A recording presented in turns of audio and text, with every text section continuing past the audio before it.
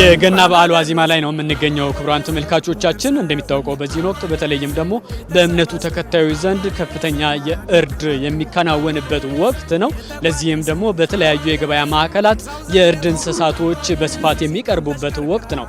እኛም በአቃቂ የገበያ ማዕከል ተገኝተን የእርድ እንስሳት ዋጋው ምን ይመስላል ስንል ጠይቀናል። በዚህም ከነጋዴዎች ዘንድ በተመጣጣኝ ዋጋ የእርድ እንስሳቱ እየቀረበ እንደሚገኝ አስረድተውናል።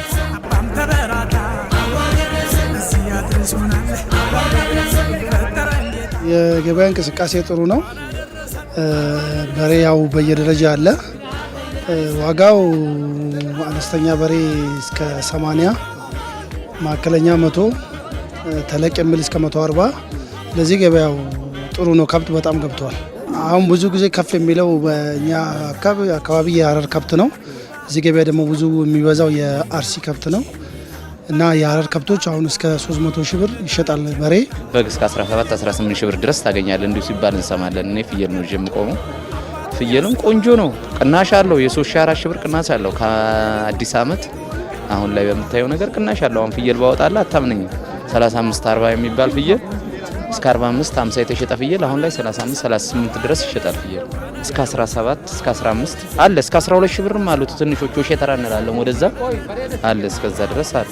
ምን እንኳን ነጋዴዎች እዚህ አካባቢ ላይ ከበግ እንዲሁም ደግሞ የፍየልና የበሬ ዋጋ በተመጣጣኝ ዋጋ ለሸማቾች እየቀረበ እንደሆነ ቢነግሩንም ሸማቾች በበኩላቸው ካለፉት በዓላት አንጻር በአሁኑ ወቅት በሁሉም በበግም በፍየልም እንዲሁም በበሬም ላይ መጠነኛ ጭማሪዎች እየተስተዋለ እንደሆነም ጭምር አስረድተውናል።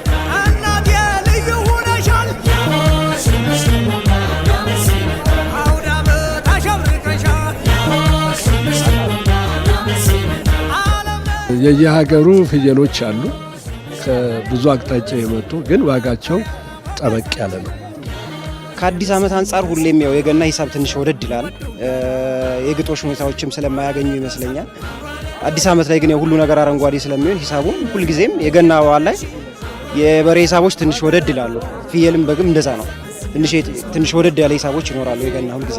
ያው በሬ ዋጋ ያው እንግዲህ ብዙ ከብቶች ገብተዋል። ከበፊቱ በተለየ የተሻለ ከብቶች ገብተዋል። ግን ያው ሂሳቡ ትንሽ የሚያስፈራ ነው። በእንስሳቱ ላይ የዋጋ ጭማሪ የተስተዋለ ቢሆንም በተመጣጣኝ ዋጋ ማግኘት የሚችሉበት አማራጮችም ተዘርግቷል። በተለይም ደግሞ ሰፊ የአቅርቦት መጠን በመኖሩ ሁሉም በየአቅሙ ከአነስተኛ እስከ ከፍተኛ ድረስ የሚሸምንበት ሁኔታ ተስተውሏል ማለት ነው። እኛም በዚህ በአቃቂ የገበያ ማዕከል ተገኝተን ያስተዋልነው ይሄ ነው። በተለይም ደግሞ በሌማት ትሩፋትና በከተማ ግብርና በስፋት የእንስሳት እርባታ መከወኑ ይህንን የአቅርቦት መጠኑ ከፍ እንዲል እንዳስቻለውም ጭምር ነው የተነሳል።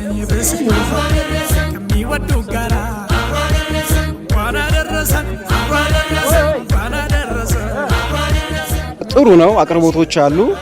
ሂሳቡ ያው እንዳቅም ነው ይዘህ የምትሄደው። ብቻ እግዚአብሔር ይመስገን። አቅርቦት ዘንድሮ ባለው ኮንዲሽን መንግስት ባመቻቸው ኮንዲሽን ብዙ ሰው እየተደራጀ ከብት ስላስወፈረ አቅርቦት ጥሩ ነው ያለው። ምክንያቱም በበቂ በላይ ነው ያለው። ብዙ ወጣቶች በዚህ ላይ ተደራጅተው እየሰሩ ነው እና ብዙ ኮርማዎች አሉ። አቅርቦት በቂ ነው ከሚገባው በላይ። ስለዚህ መንግስት በዚህ በኩል ባደረገው ድጋፍ ላመሰግንም እወዳለሁ። እጅግ በጣም ብዙ አቅርቦቱ ሰፊ ነው። ከብቱም በጣም እየገባ ነው። ፍየልም በግም ያው እንደምታዩት በጣም እየገባ ነው። አቅርቦቱ አለ። ዋጋው ነው አቅም ነው የወሰነው። ዋና ደረሰን